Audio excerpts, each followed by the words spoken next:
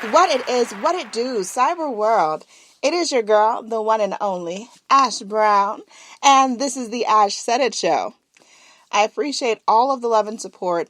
Over 1,900 episodes, 500,000 streams since 2014 and growing. You know, it's been an amazing, amazing time. So I just want to say thank you to every single listener that has ever streamed the show or shared it with a friend. I really appreciate that. Today, I'm talking with entrepreneur, creator, founder of Kinsho's Trendy Bento Boxes, the wonderful Heather Sears. Hi, Heather. Hey, Ash. How are you doing today? So good to be here. Oh, I'm great. I'm just swinging in, so I'm thrilled to be here. Thank you so much for asking me. Not a problem. So, Heather, what part of the country are you at today? Actually, today I'm in Southwest Florida. Ooh, so okay. Where it's warm, as opposed to Boston in the Midwest, where I used to live, and it's very cold. So, yes, appreciating that. Yeah, I'm a northern baby, and I like to just stay away from the north. I've been in Georgia majority of my life. So I'm like, I don't know anything about shoveling snow, Heather, and I'm okay with it. Totally fine with it.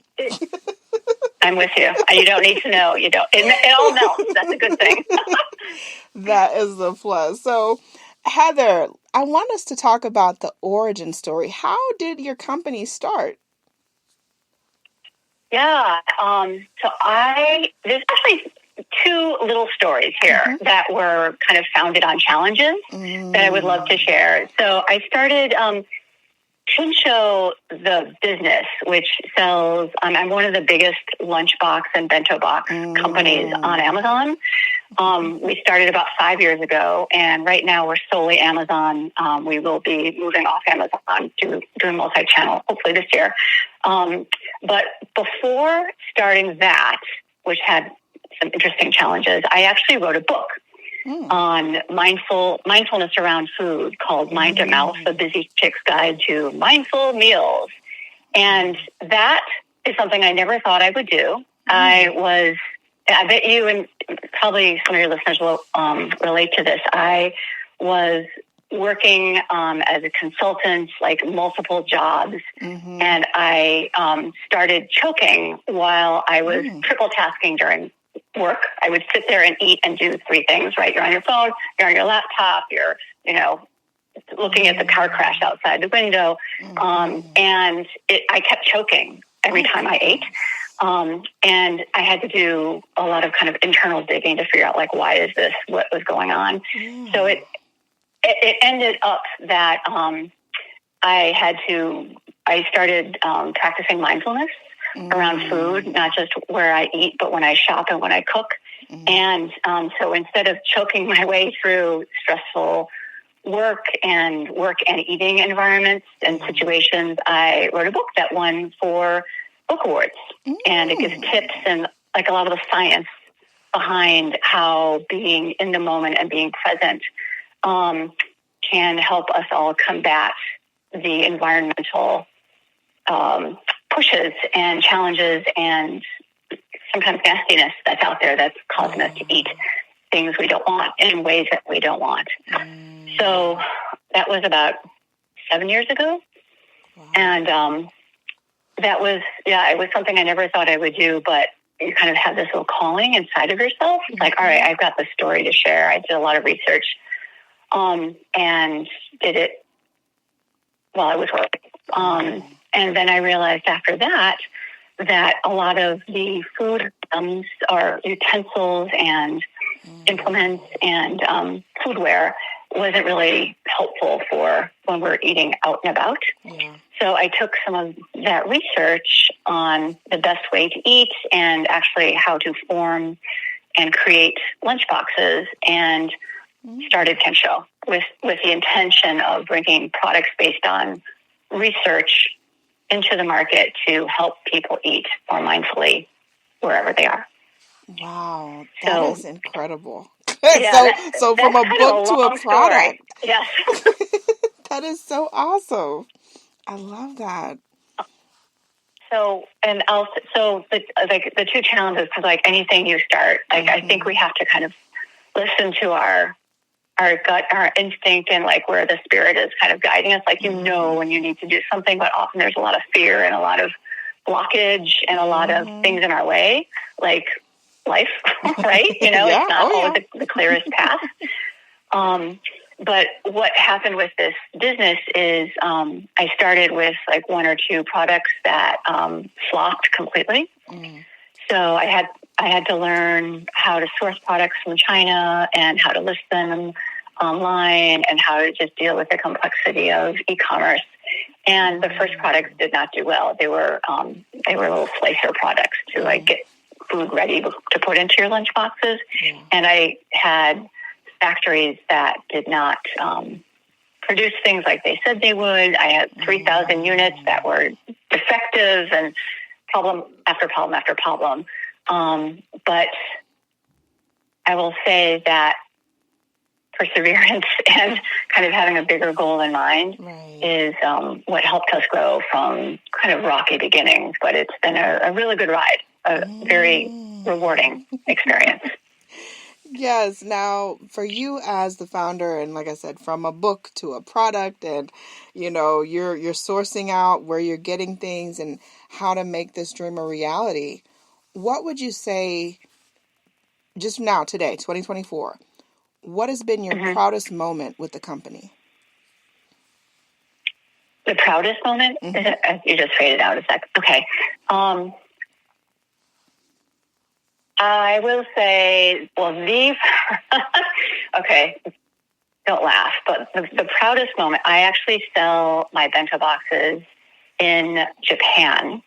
Really? And it's the proudest moment because I built most of this company when I was in Boston, and I would sit at my dining room table with my cat, literally on the table, with my laptop, that is old, and sourcing products from China, making it all up as I go along in Boston. And I got an inbound inquiry from a rather large retail chain in Japan.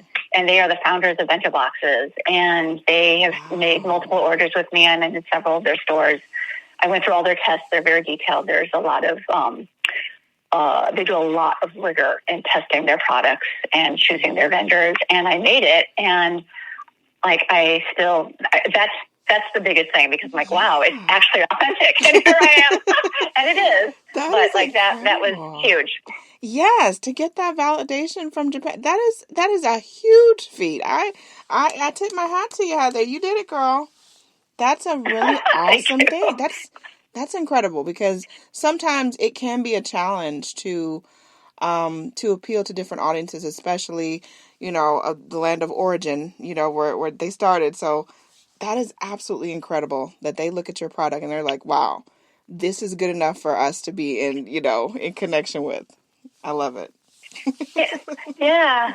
Thank you. And, you know, I was just thinking, like, as a woman entrepreneur, who was not necessarily dreaming of this, I've had various jobs, loved some of them, didn't love some of them, but I didn't want to do this until kind of right before I did it. Right. And it's just like this spark came up, right? And like, all right, I need to do this. I need to do this.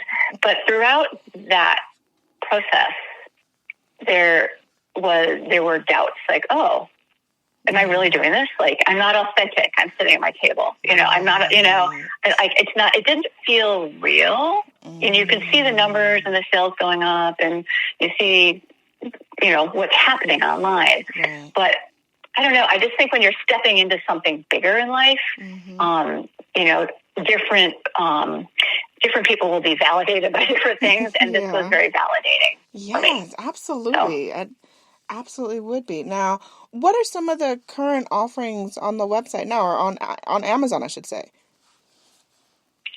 We have over 200 individual listings, and they are for men and women and kids. So we started with a 5-compartment leak-proof bento box that now has like 10 different colors, and I would say that we specialize in different portion sizes because people like to eat different types of food.